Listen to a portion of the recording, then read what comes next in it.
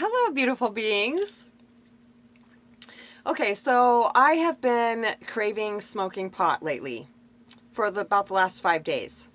And I was walking around by the river yesterday and I asked the ancients, so what exactly is a craving? And they said it's just a thought that I keep thinking. And the more I entertain these thoughts about it, the more it feeds the feeling of wanting to, the desire, the longing. They compare it to breaking up with somebody.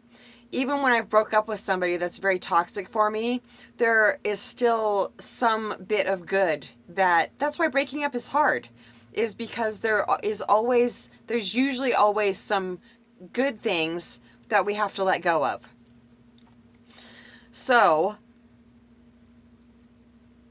I traced it back to because I've been doing great. I've been quit for 2 months now on the 12th, and I've been doing great until about 5 days ago, and that is when I got really upset about something. I got into fear. That's when it happened.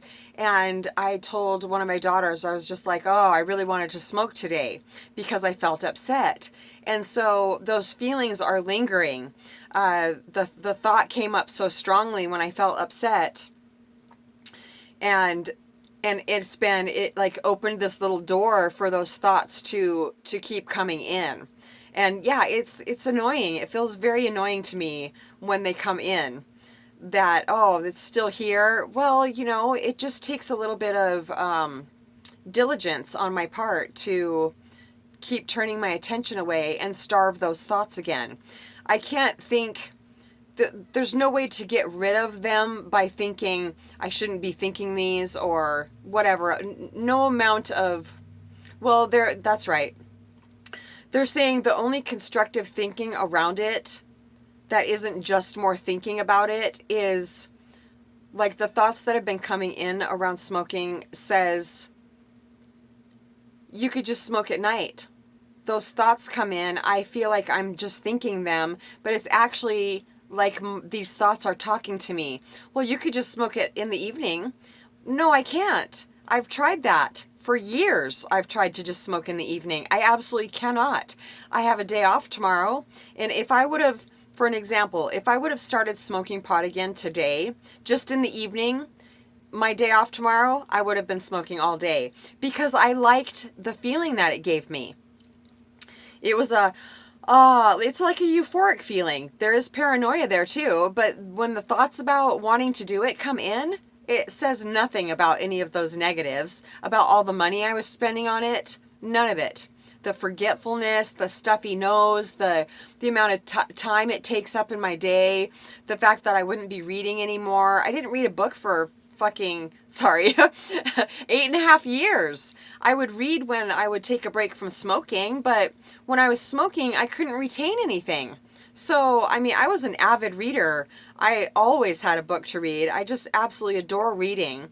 So these last 2 months, I have been finishing reading Autobiography of a Yogi. I only have 2 chapters left. I'm so excited about it. And then I get to start reading this book that I ordered, The Mother. It's Mother Mira. It's about her life. And so the only constructive thinking, besides turning my attention away, it's like talking to my oldest daughter because she quit smoking about a month before I did, and she has smoked since she was 15 years old, and she's almost 35 now, just right around the corner. So what we talk about are all the benefits that we're seeing, that it's like in the song A Horse with No Name, there's a line in there that says, get to feeling better when I'm feeling no pain. Well, that totally sums up smoking for me. I don't need smoking anymore to ease the, being stuck in my mind or being spun out in my head. That was feeling upset from time to time in life is a actually regular, normal occurrence. It will happen. So I cried and I thought, man, I want to smoke. I even told one of my daughters, man, oh man, I really want to smoke today. It's only the second time I've really wanted to smoke since I quit. Well, my mind's been chattering away. Not chattering, but the thoughts about it come in. Oh yeah, just do it in the evening. It'd be so nice. You wouldn't be having these bad dreams anymore. You'd be able to sleep so much better. Blah, blah, blah. It's not the voice of the divine. It is not at all. That's completely different. The voice of the divine comes through for me, obviously, as a thought form.